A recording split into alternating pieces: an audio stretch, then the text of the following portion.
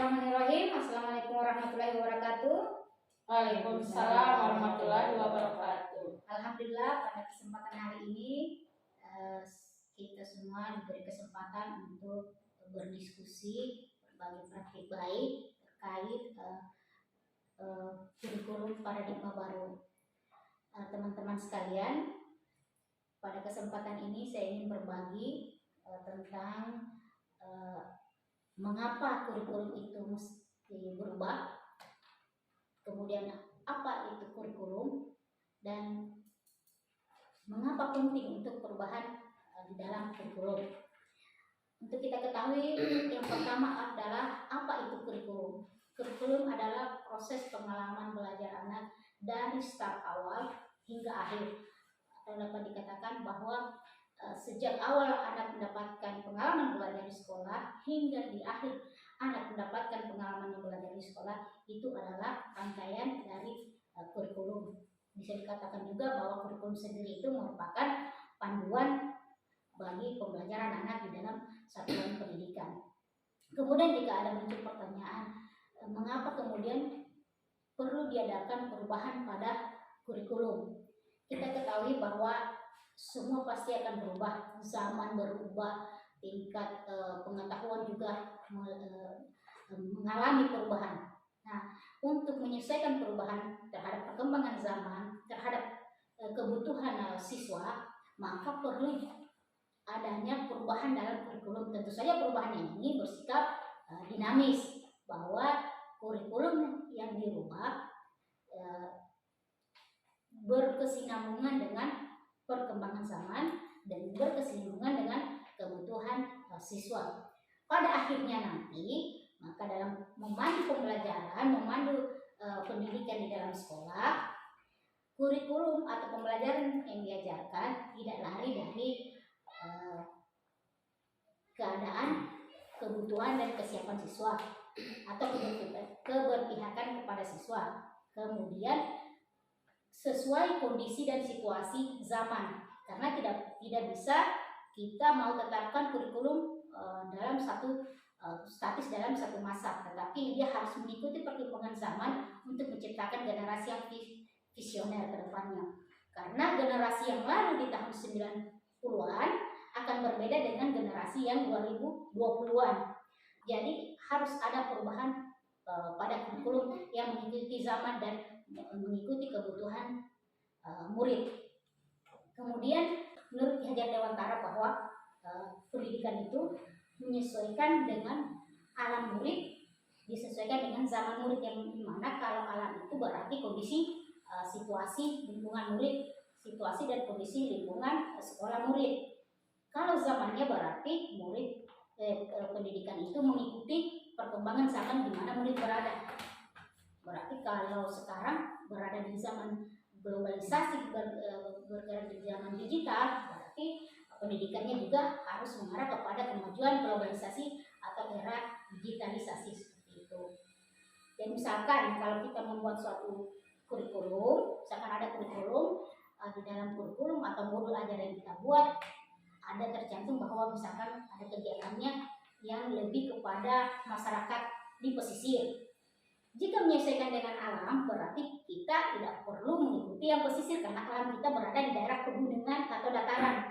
Berarti kita harus menyesuaikan dengan konsep modul ajar kita sesuaikan dengan keadaan geografis yang perkebunan dengan pertanian. Berbeda dengan geografisnya yang pesisir, berarti nelayan, kehidupan mencari binatang-binatang bahan dari hasil laut seperti itu. Jadi itulah yang maka menyesuaikan dengan kondisi alam. Kalau kondisi zaman berarti era perkembangan globalisasi, era digitalisasi seperti itu. Makanya perubahan sangat penting untuk dilakukan pada kurikulum. Pada ujungnya nanti adalah menciptakan murid yang visioner, artinya dia bergerak mengikuti perubahan zaman, tetapi juga tidak melupakan sosiokultur dari daerahnya. Maka diperlukan KOSP. Dari perubahan kurikulum ini, dari dari pemahaman bahwa pentingnya kurikulum ini, kemudian perubahan kurikulum ini, ditarik satu kesimpulan bahwa kurikulum perlu dikembangkan sesuai kondisi murid dan sesuai kondisi sekolah. Makanya olehnya itu ada KOSP, kurikulum operasional satuan pendidikan. Jadi kurikulum disusun itu berdasarkan karakteristik kekhasan dari sekolah, tetapi tetap merujuk pada kurikulum standar nasional. Kementerian Pendidikan sudah menyiapkan kurikulum yang menjadi standarisasi di dalam pendidikan, di dalam satuan pendidikan yang ada, yang bisa digunakan dalam sekolah pendidikan, ya, dalam sekolah, mulai dari jenjang fase fondasi, kalau tidak SMA, SMK. Tetapi kemudian sekolah atau satuan pendidikan diberi kesempatan untuk mengembangkan kurikulum tersebut menjadi KOSP atau kurikulum operasional satuan pendidikan. Tetapi tetap merujuk kepada tadi yang pertama, tetap merujuk kepada kebutuhan murid, kemudian keadaan geografis dari lembaga itu sendiri. Nah, demikian, makanya perlu dilakukan suatu perubahan kurikulum. Jadi perubahan kurikulum itu menjadi sangat-sangat penting. Kemudian perlu adanya penyesuaian kurikulum menurut karakteristik kekhasan murid dan lembaga pendidikan. Nah, itu saja yang bisa saya bagikan. Mungkin teman-teman ada yang bisa merefleksikan terkait materi ini. Mungkin Ibu Anita Safira Sri Lestari ada yang mau bisa disimpulkan? Cuman mau ini saja Bu, bertanya sedikit, ya boleh? Boleh.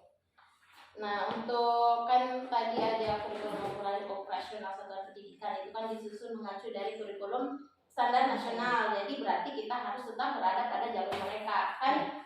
Nah, tapi yang ingin saya tanyakan kan untuk kurikulum ini perubahannya juga harus disesuaikan dengan kodrat alam dan kodrat zaman. Nah, akan tetapi misalnya untuk masyarakat Indonesia kan kita tahu banyak yang ada di pelosok-pelosok kan. Nah, terus di sana mungkin saya bukan yang merendahkan, tapi mungkin saja pengetahuan di sana untuk era digitalisasi mungkin masih di bawah dari orang-orang yang berada di kota. Nah, sementara untuk kurikulum ini kan disesuaikan dengan zaman, berarti otomatis zamannya harus lebih ke atas digitalisasi itu, sedangkan mereka masih bertarafnya masih berada di bawah. Itu bagaimana itu? Nah, kita kembali tadi, kurikulum itu disusun sesuai kekhasan dan karakteristik. Walaupun memang kita patokan bahwa kita dalam menyusun kurikulum atau mengembangkan pendidikan atau pembelajaran di dalam satuan pendidikan itu harus sesuai dengan kodrat alam anak, harus sesuai dengan kodrat zaman. Kemudian kita sudah memenuhi kodrat alam, tetapi yang menjadi kendala bahwa kemajuan ekonomi, kemudian perkembangan dalam satu budaya itu berbeda-beda. Nah, bagaimana dengan bagaimana dengan aspek zaman anak? Nah, kembali ke karakteristik, berarti dalam lingkup digitalisasi di daerah yang masih terdalam atau yang terluar 3T itu masih ada yang belum tersentuh, kita harus menyesuaikan kondisi, karena karakteristik siswa, kekhasan siswa itu melihat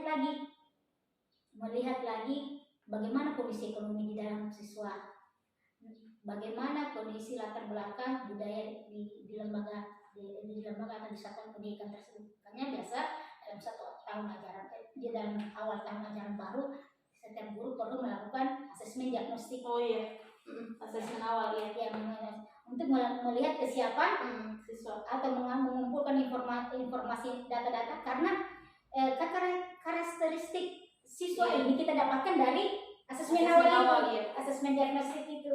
Jadi kita tidak bisa memaksakan keadaan dengan memaksakan sistem digitalisasi ini kepada karakteristik siswa kita yang berada di satuan pendidikan kita.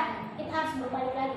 Olehnya, maka seharusnya guru mampu memberikan pembelajaran yang disesuaikan dengan karakteristik siswanya. Walaupun zaman memang harus kita ikuti, tetapi penyesuaian ke zaman itu diberikan kepada inovasi-inovasi guru yang kembangkan, sehingga bukan berarti pembelajaran yang mengikuti zaman itu harus serba digitalisasi. Iya, harus menggunakan sistem internet. Jadi di sini dituntut kemampuan guru untuk mengembangkan pembelajaran. Kan tidak harus pembelajaran itu tidak harus semua digital, tetapi era digitalnya, perkembangan ilmu pengetahuan di era digital itu mampu diadopsi dan diadaptasi guru. Nah, demikian itu. Ada lagi? Jika tidak ada, bisa kita simpulkan bahwa di dalam satuan pendidikan perlu adanya KOSP atau kurikulum operasional satuan pendidikan, dan perubahan kurikulum di satuan pendidikan itu wajib adanya, karena mengikuti perkembangan zaman, mengikuti kemajuan laju dari pendidikan. Tetapi tetap kita ketahui bahwa perubahan kurikulum itu bersifat dinamis